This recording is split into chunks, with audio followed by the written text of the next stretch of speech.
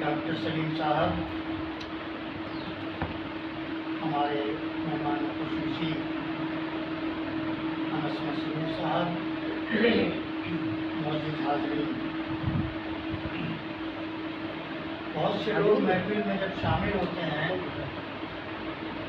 तो वो हर कदम पर ये उम्मीद रखते हैं कि इसके बाद सिलसिला ख़त्म हो जाएगा,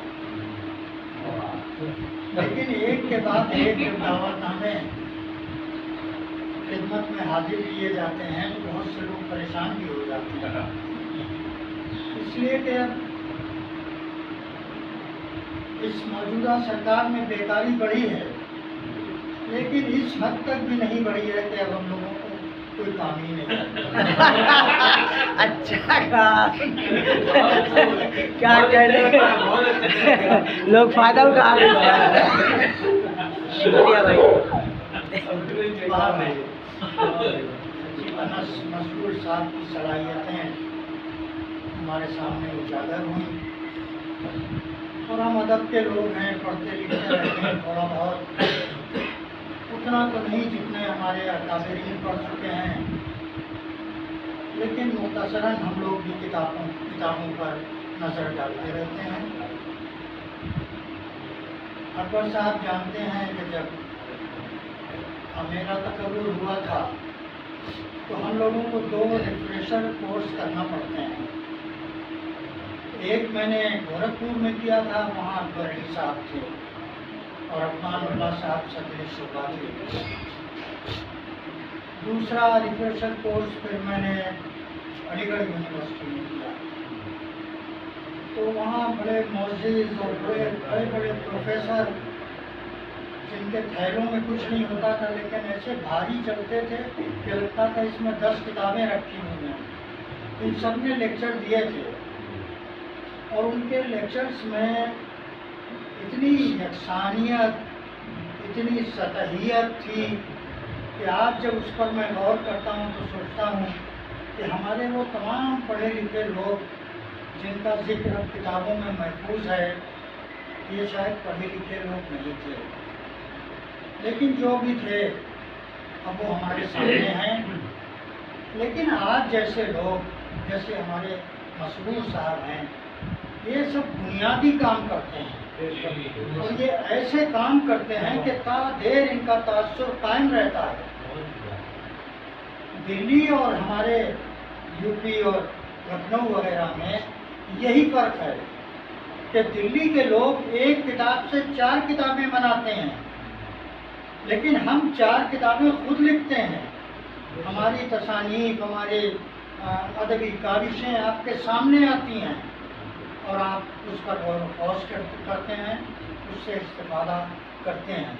बहुत से लोग इस्तेफ़ादा हासिल भी करते हैं, लेकिन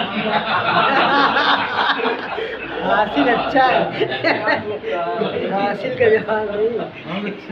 तो गिरामी बहुत अच्छी गुफ्तगू हुई। अकबर भाई ने तफसील से आपके सिलसिले में बयान की बहुत सी ज़रूरी बातें, और कुछ हमारे और साथी मौजूद हैं जिन्होंने मकाले आपके खिदमत में पेश किए और आपने उन्हें पसंद फरमाया।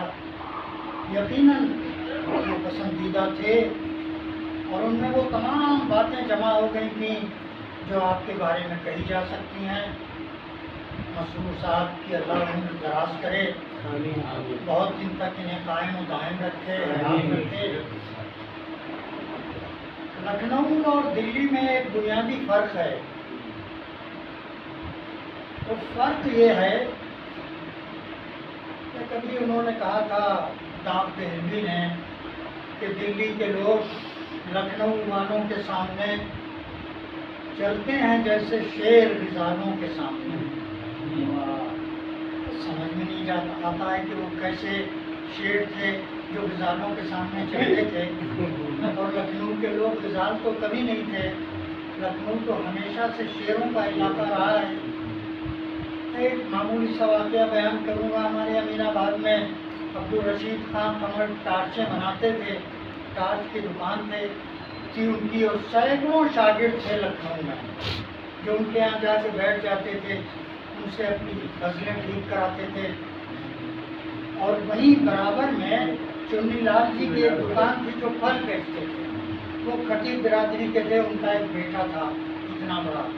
कमर साहब की आदत थी दुकान से उठ के जब कहीं जाते थे और वहाँ से वापस आते थे तो वो अपनी कमर पकड़े रहते थे, पता नहीं दर्द होता था क्या होता था।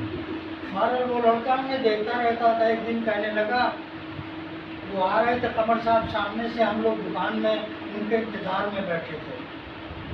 कहने लगा, कमर की किसी ने कमर तोड़ दी है, कमर अपनी पकड़े कमर आ रहा है।